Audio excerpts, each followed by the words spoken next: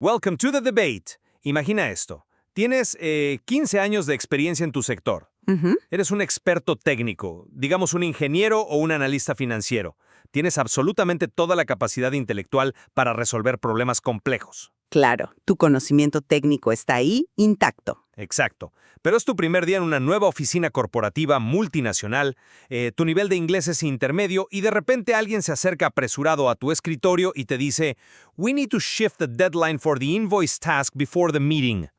Uf, y tu cerebro simplemente se congela. Se congela totalmente. Y a ver, no es un problema de inteligencia, es una crisis absoluta de, supervivencia corporativa. Entras en lo que los lingüistas llaman aislamiento lingüístico. Y ese aislamiento es paralizante, porque, en ese momento te das cuenta de que la oficina no es un salón de clases ordenado donde puedes levantar la mano y pedir que te repitan la lección. No, para nada. Es un ecosistema de alta presión impulsado por dinámicas de poder muy implacables. Exactamente. Es como entrar a una autopista de alta velocidad con los ojos vendados. Y es por eso que nuestro intercambio de ideas de hoy es tan crucial. Vamos a analizar el documento de 1000 palabras esenciales en inglés para el trabajo creado por el profesor Daniel Duque. Específicamente la categoría 1, ¿no? El vocabulario de oficina. Sí, exactamente esa. Y no vamos a recitar una lista interminable. Hemos destilado este material a las 10 frases más críticas para ese profesional adulto que acabo de describir. Un estudiante adulto que, digamos, tiene inglés limitado y necesita el idioma estrictamente para trabajar. Así es. Y la pregunta central que estructura este análisis contrastante hoy es la siguiente. Ante ese pánico inicial, ¿qué marco lingüístico es más urgente dominar para sobrevivir? Yo sostengo categóricamente que el vocabulario que estructura el tiempo y la logística es el cimiento absoluto. El andamio. Exacto. Es el andamio del edificio corporativo. Bueno, yo lo abordo de una manera distinta. Mi postura es que el vocabulario centrado en la acción, los entregables tangibles y las relaciones humanas es verdaderamente el núcleo de la supervivencia laboral. Pero sin el andamio, Porque francamente un andamio vacío no genera capital profesional. De nada sirve la estructura si no hay acción. a ver, entiendo, pero sin el andamio, tus acciones no tienen dónde apoyarse. Entremos en la mecánica de esto, porque para un adulto que aprende un segundo idioma, el mayor enemigo no es el vocabulario en sí, es la carga cognitiva. Ujú. El agotamiento mental. Exacto. El cerebro está procesando tantas variables simultáneamente que se agota. Las palabras de tiempo y estructura logística proporcionan una geometría predecible que reduce esa carga cognitiva dramáticamente. ¿Y cómo se ve eso en la práctica? Pues por eso las dos primeras frases esenciales de nuestro material son barreras de contención, críticas. La primera es, "We have a meeting at 10 a.m. tomorrow". El ancla aquí es meeting, la reunión. Ajá. Y la segunda frase otorga una agencia crucial al profesional que es, "Please check my schedule before adding new appointments". El núcleo es schedule, el horario. Estás hablando de la agenda y la reunión. Es logística pura. Es más que logística. Es, digamos, la coreografía del poder en la oficina. Si no dominas la palabra schedule y no entiendes cuándo es el meeting, pues quedas excluido de los foros donde se toman las decisiones. Entiendo el punto de la exclusión, pero Imagina el daño a tu reputación profesional si eres el único que no se levanta cuando todo el equipo se dirige a la sala de conferencias. No entiendes el ritmo. La palabra schedule te permite proyectar límites, te da control. sí, pero Decir check my schedule es una declaración de que tu tiempo tiene valor. Antes de que puedas demostrar tu brillantez técnica, necesitas saber exactamente dónde y cuándo se espera que actúes. El tiempo organiza el caos mental del hablante no nativo. esa es una teoría muy ordenada sobre la reducción de la carga cognitiva. Pero a ver, en la práctica, el tiempo es simplemente un contenedor vacío. ¿Un contenedor vacío? Sí, te escucho hablar de la coreografía y de moverse por la oficina hacia la sala de reuniones, pero el movimiento sin propósito no genera valor para la empresa. Bueno, asumes que no hay propósito. Las reuniones son, en su esencia, simples foros construidos alrededor de la acción. Y aquí es donde introduzco un contrapeso táctico desde el mismo material del profesor Duque. Cuando cruzas la puerta de esa sala, el reloj pasa a un segundo plano. De acuerdo. ¿Y qué toma el primer plano? Entran en juego nuestras siguientes dos frases. La tercera es she completed every task on the list. La fuerza radica en task, la tarea. Y la cuarta, I spoke with a colleague about the issue, centrada en colleague, el colega. Tareas y colegas. O sea, estás cambiando el enfoque de la estructura, los actores y la ejecución. Porque esa es la verdadera métrica de la dignidad profesional. Un meeting solo existe para que los colleagues discutan las tasks. Es una forma de verlo. Para un hispanohablante adulto que, digamos, siente que ha perdido su estatus al no dominar el idioma, la frase completed every task es un rescate de su identidad profesional. Le devuelve la confianza. Exacto. Demuestra que, independientemente de su acento o de si tuvo que buscar una palabra en el diccionario, es capaz de ejecutar. Y el colleague es su red de seguridad humana, la persona con la que puede descifrar la cultura de la empresa. Claro, las relaciones son clave. Totalmente. Decir que llegaste a tiempo a una reunión no te salvará si al sentarte a la mesa eres incapaz de articular el estado de tu task.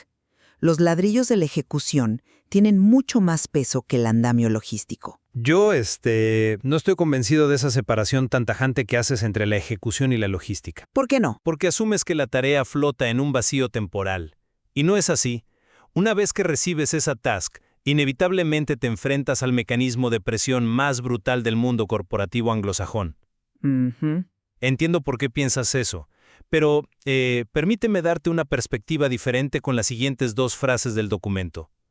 La quinta frase es, I need to finish this report before the deadline.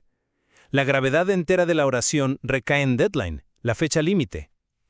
La temida fecha límite. Exacto. Y la sexta frase nos da el marco de contención de la jornada. He works the night shift at the hospital. Aquí, shift, el turno, es la palabra operativa. Dos conceptos que ciertamente inyectan urgencia en el día a día. Inyectan algo mucho más profundo que urgencia. Inyectan pánico absoluto si no los dominas. Pánico es una palabra fuerte. Pero real. Hablemos de la carga cultural de la palabra deadline. En muchas culturas corporativas latinoamericanas, una fecha límite a menudo tiene cierta flexibilidad. Digamos, se negocia. Sí, suele haber un margen de maniobra. Pero en el mundo anglosajón, la palabra literalmente proviene de la línea de la muerte en las prisiones militares históricas. Si la cruzabas, te disparaban. Esa es la psicología corporativa subyacente. Es un origen un poco extremo para la oficina moderna, ¿no? Pero la mentalidad perdura. Puedes ser el mejor ingeniero construyendo tu task, pero si tu cerebro no procesa correctamente la urgencia inamovible de un deadline, tu competencia técnica no te salvará del despido. Bueno, pero el despido... Y espera, el shift define tu supervivencia básica. Cuándo duermes, cuándo trabajas. No entender tu shift es, literalmente, no presentarte a trabajar. Sin dominar el marco temporal implacable, tu ejecución técnica ni siquiera llega a ser evaluada. Es un argumento convincente, lo admito. Pero, ¿has considerado que la presión real no proviene del reloj? Puedes llamarlo un concepto implacable si quieres, pero en la realidad, el miedo al deadline es secundario frente al miedo a destruir el flujo de capital de la compañía. ¿A destruir el flujo de capital? Sí, una fecha límite es una abstracción, o sea, una simple marca en el calendario, hasta que se materializan los documentos tangibles que justifican tu existencia en la nómina. El reloj no despide a la gente, la pérdida de dinero y la falta de información lo hacen. Bueno, el reloj causa esa pérdida a veces. Sí, pero por eso debemos mirar las materializaciones precisas que nos da el documento de nuestro análisis. La séptima frase. The manager asked for a weekly report. La pieza central es report, el informe. Ajá, el entregable. Y la octava frase que yo considero el punto de inflexión de todo este vocabulario. Please send the invoice to the accounting department. Todo gira en torno a invoice, la factura. Así que argumentas que el documento tangible supera el marco de tiempo. Argumento que el documento tangible es el negocio mismo. Piensa en las repercusiones prácticas para nuestro estudiante adulto. Si te equivocas en tu shift, Recursos Humanos te da una advertencia. Dependiendo de la empresa, pero sí. Si entregas un task un día después del deadline, bueno, recibes un regaño. Pero si procesas mal una invoice, Si no logras comunicarle al departamento de contabilidad que una factura está pendiente porque no dominas el término, el impacto es inmediato y catastrófico. Sí, ahí se detiene todo. Un proveedor no recibe su pago o la empresa no cobra sus servicios, se detiene el flujo de caja. Exacto, un report mal articulado significa que la gerencia está conduciendo la empresa a ciegas. Este no es vocabulario de organización, es el vocabulario del capital corporativo. Es el dinero hablando. Totalmente. Dominar invoice y report le comunica a tus superiores que entiendes el negocio real de la empresa, no que simplemente sabes leer un reloj y llegar a tiempo. A ver, entiendo hacia dónde vas con el flujo de capital, y es un punto válido sobre la gravedad de una invoice. Pero no estoy convencido de que puedas minimizar la urgencia del reloj de esa manera. ¿Por qué minimizaría algo tan presente? Te diré por qué. La cultura corporativa tiene un mecanismo exacto para reconciliar el error humano en una factura o la dificultad de redactar un informe. Cuando la ejecución de tus ladrillos se complica, el trabajador inevitablemente recurre al tiempo para compensarlo. Ya veo dónde vas. Y esto nos lleva a la 9ª frase de nuestra selección. She worked overtime to meet the deadline. La palabra crucial, digamos el comodín del profesional internacional, es overtime, las horas extra. El comodín que refleja la sobreexplotación, diría yo. O el comodín que demuestra el compromiso inquebrantable, dependiendo de cómo lo articules. Cierto. Para un trabajador que está operando en su segundo idioma, todo toma más tiempo. Escribir ese report o revisar esa invoice le va a tomar el doble de esfuerzo que a un hablante nativo porque tiene que traducir y verificar cada término. Eso es innegable. La barrera del idioma genera mucha fricción. Exacto. Entonces, el overtime se convierte en su mecanismo de supervivencia. Es la demostración cuantificable de su ética laboral. Pero ojo, si este profesional no tiene el vocabulario estructurado para comunicar a la gerencia que está haciendo overtime, su esfuerzo extraordinario se vuelve invisible. Nadie se entera de que te quedaste hasta las 10 de la noche. ¡Nadie! Dominar esta palabra no es solo cuestión de poder decir que trabajaste más horas. Es el mecanismo legal y verbal para asegurar que tu sacrificio personal sea validado, respetado y fundamentalmente compensado económicamente. Entiendo el punto de la protección personal, pero esa lógica asume que la empresa valora el sacrificio visible por encima del resultado, lo cual es una visión muy peligrosa para un profesional que busca ascender. ¿Peligrosa por qué? Te protege. Reconozco que explicar el overtime protege el bolsillo del trabajador a corto plazo, pero el tiempo extra es, en última instancia, un síntoma de ineficiencia. A veces es solo la realidad del volumen de trabajo. Ya sea por barreras lingüísticas o ineficiencia pura, es fricción.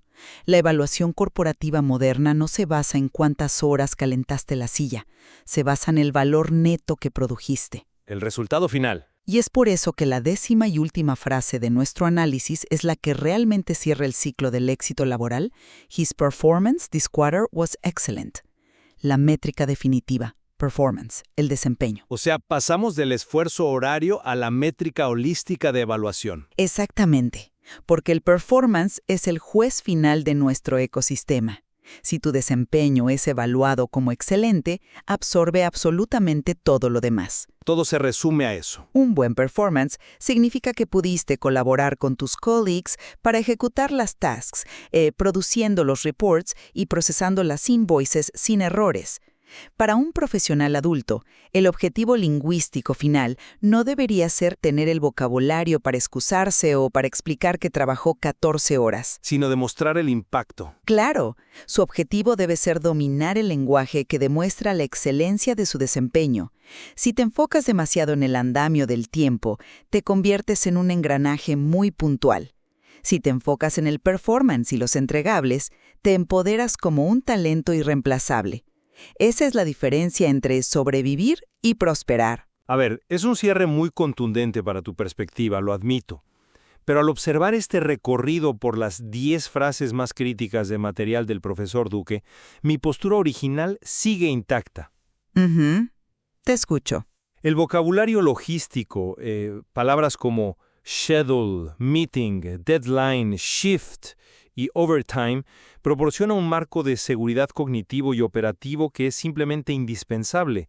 Para un adulto que se enfrenta al shock del aislamiento lingüístico, estas palabras actúan como el andamio que evita el colapso mental. Reducen el estrés inmediato, sí. Reducen el estrés al hacer que el entorno sea predecible. Te dictan cuándo actuar, te advierten de los límites críticos y te dan las herramientas para proteger tu tiempo. La estructura logística siempre debe preceder a la acción. Sin este mapa del tiempo, el profesional simplemente se estrella antes de poder demostrar su valor técnico. Y mi análisis se mantiene firme en la dirección opuesta, digamos. El mapa temporal puede evitar que te pierdas en el pasillo, pero no justifica que estés en la nómina. Fuerte pero cierto. El vocabulario centrado en entregables y relaciones humanas, task, colleague, report, invoice y performance, es el lenguaje del capital profesional. Le da voz a la experiencia que el adulto ya posee.